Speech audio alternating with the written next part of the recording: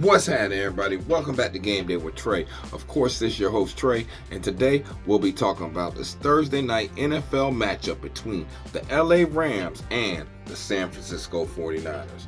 All right, so let's go ahead and get this thing started. This game will be played Thursday night, December 12th at 8:15 p.m. East Coast time, Santa Clara, California. The line right now is at San Francisco by 3. Over-under has moved down to 49. There's been significant movement in this line in the last 72 hours, guys. This line at one time for the over-under was all the way down to 47.5. It has since moved up to 50 and moved back down to 49 as far as the total. And then when you're talking about the spread at one point dropped all the way down to 2. All right, like 49ers -2 and -1.5 has since already moved all the way up to 49ers -3, guys. All right, so let's go ahead and let's take a quick look into this matchup and see what is going on. Why is this line moved, and which way can we capitalize on this? All right, so the consensus right now is 54% of the money is on the Rams with the spread, and 56% of the money is on the over, guys.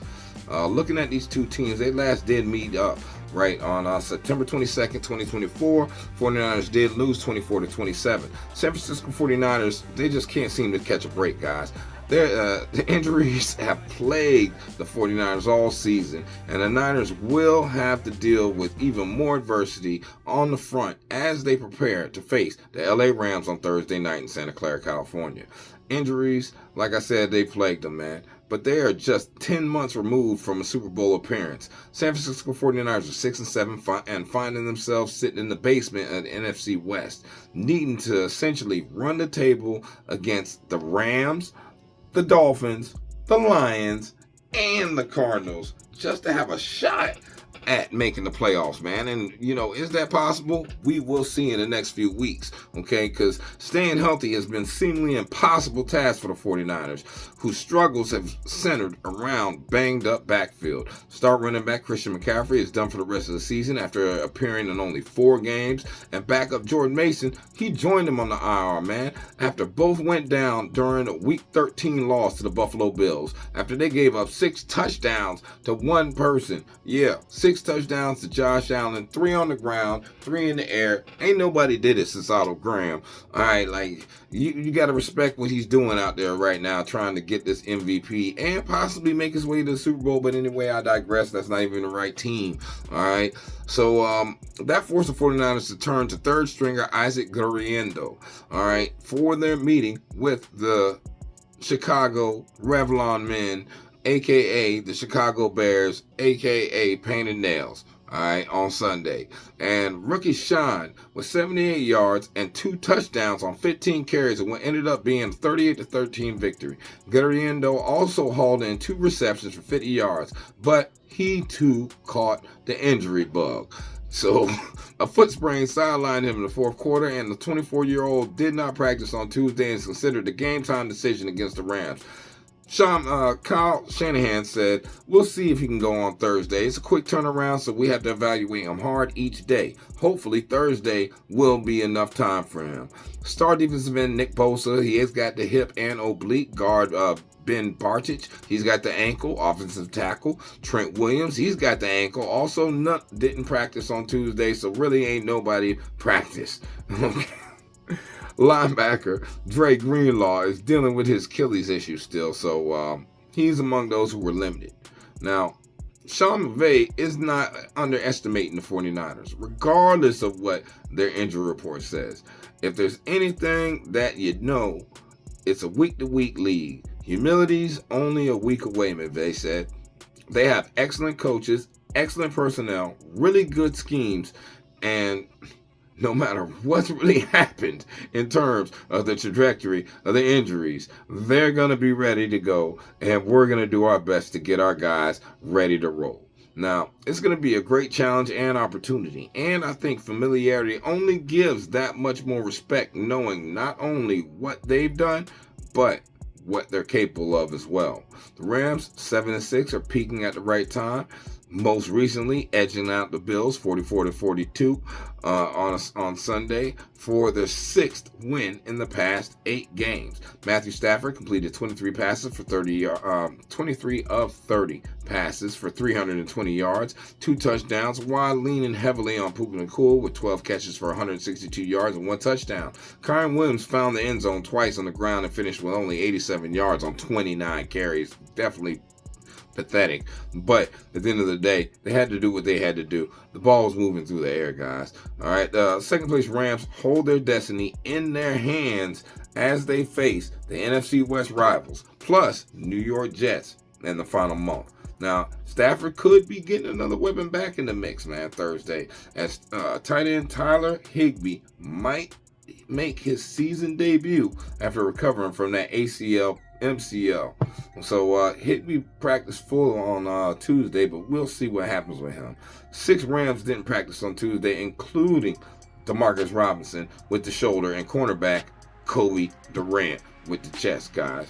All right, so understanding all that, you definitely got to understand how these two teams have actually been playing out here on the field. So looking at matchup stats right now, you're talking about the Rams team that's 16th best offense in the NFL, only scoring 22.9 points per game, going against the San Francisco 49ers defense that gives up 23.7 points per game. That is 21st in the NFL. Then when you look at the yards per play, the Rams are actually getting 5.5 yards per play. That's 14th in the NFL, going against the San Francisco 49ers defense that's pretty stingy, guys. They only give up 5 yards a play. Then on third down, the Rams do actually convert 36.73% of the time. That's 22nd in the NFL, but they're going against one of the worst defenses in the NFL on third down when you talk about the San Francisco 49ers. They allow you to convert 43.9% of the time. And in the red zone, man, they tooted and booted. They give it up. They roll it up. They do it all, man. Because San Francisco 49ers allow you to score a touchdown when you get in that red zone 72.09% of the time. That is the 31st worst defense in the NFL in the red zone,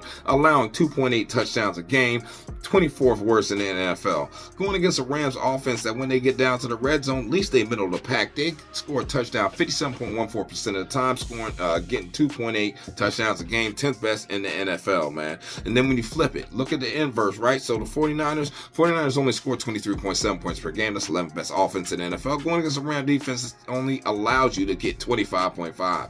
So big opportunity for the 49ers there as well. Then when you look at as far as yards per play, San Francisco gets 6.3 yards per play. That's second best in the NFL. Going against the 28th worst defense in the NFL, who allows 5.8.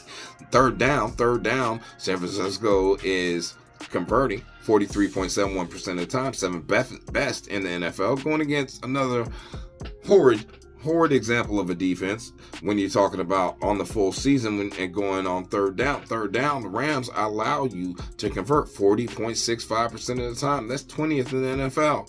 They give you 2.8 touchdowns a game, 24th in the NFL. Problem is, though, they actually do stand tight or stand pat when they get down to that red zone, because they only allow you to score a touchdown 50% of the time. That's the 8th best defense in the red zone in the NFL.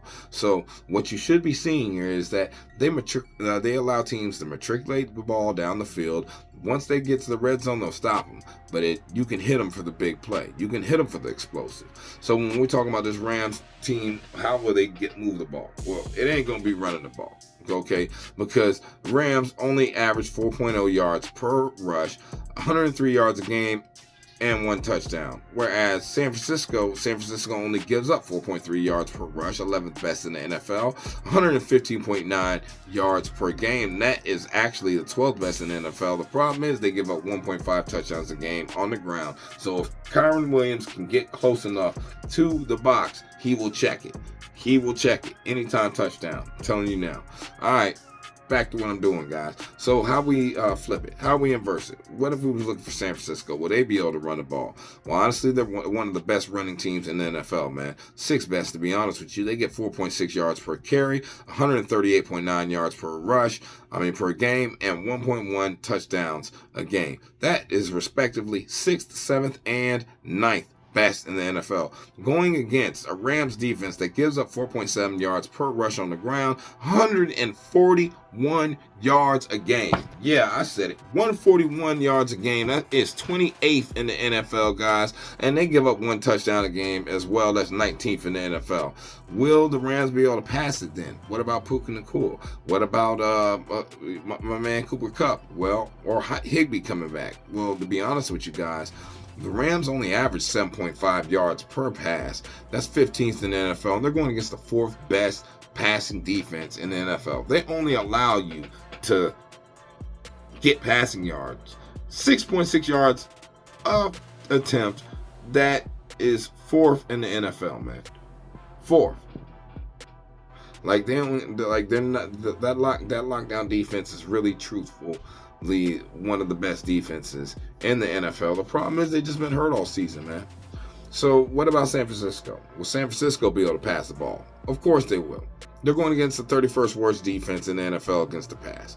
So yards per play, San Francisco gets 8.5 yards per play per game. They get 239 yards, 0.6 yards per game, and they only allow their quarterback to get sacked 6.42% of the time. So right now we're talking about the 4th best yards per play. We're talking about the 7th best yards per game, but the problem is that they allow those sacks. They're middle of the pack there. And the Rams, man, look, the Rams give up 8 yards a pass. That is the worst in the NFL, second worst in the NFL. Okay. Then when you're talking about yards per game, though, they do tighten up a little bit, only allowing 224.7, but that's mostly because teams are milking the clock, or both of them are running the ball at that point in time. All right. Now, looking a little bit deeper into this matchup in these two teams, then you got to understand the stat split. In the last 3 games that these teams have actually been on the field, the Rams are scoring 28.3 points per game, giving up 31 points per game, whereas San Francisco, they're only averaging 19.3 points per game and giving up 28.7. So they're losing all the way around the board. And then when you're talking about away versus home, you got the Rams actually scoring 20.5 points per game and giving up 24.5 points to the opposing team. Then when you look at the San Francisco 49ers, they actually do score 26.9 points a game. Problem is that there's no return on that, guys. It's not happening the way that you can actually make a profit or make a intelligent bet on something like that. All right, so situationally, the LA Rams coming in here 7-6 versus a 6-7 49ers team. All right, now the away team is currently, and I only say currently because there's been so much movement in this line. All right, but the away team is -3 currently, and the over/under is at 49. All right, so it's dropped down to the 49. Definitely a manageable number. All right, so let's look at this, man. So on the road right now, the LA Rams are 3-3 versus a San Francisco team who is 4-3. Now, against the spread, you're also looking at who is the underdog. Well, we all know that the underdog is supposed to be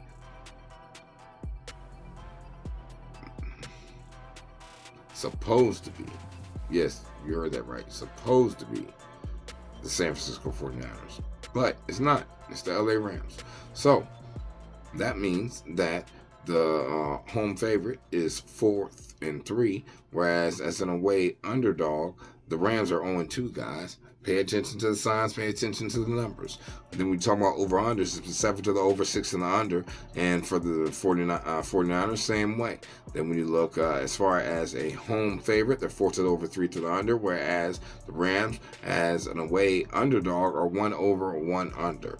All right, now looking a little bit deeper into all this and understanding everything that is in front of me, okay? We got a team in the LA Rams in the last 10 games are 6-4, 5-5 against the spread, and 5 to the over, 5 to the under. Literally, in their last 3 games, they are 2-1, and that's against the Buffalo Bills, the Saints, and the Philadelphia Eagles. All right, they're also 2-1 against the spread, and they have gone under twice and 1 over. All right, now when you're looking at the San Francisco 49ers, then you're talking about a team who has a lot of issues as well.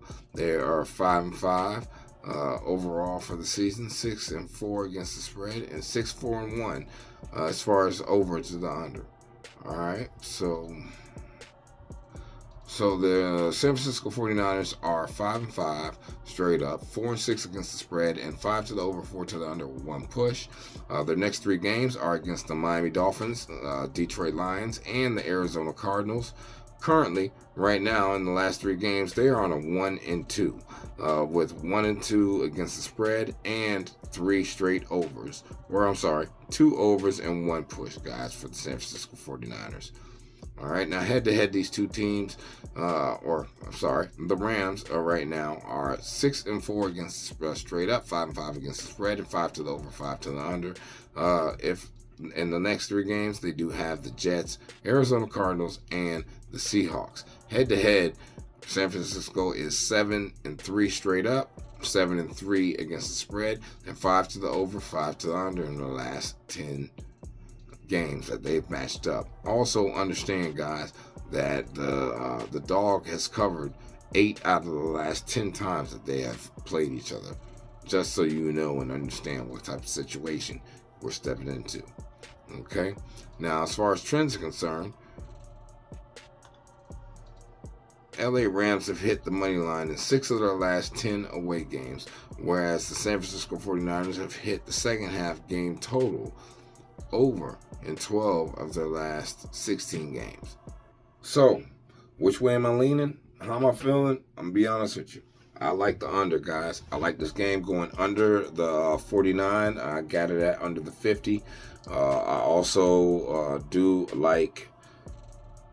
I like the under more than anything, okay? And if I'm going to play the spread, it would probably be the underdog, seeing how the underdog has covered 8 out of the last 10 times they played, and because I would lean on a trend there.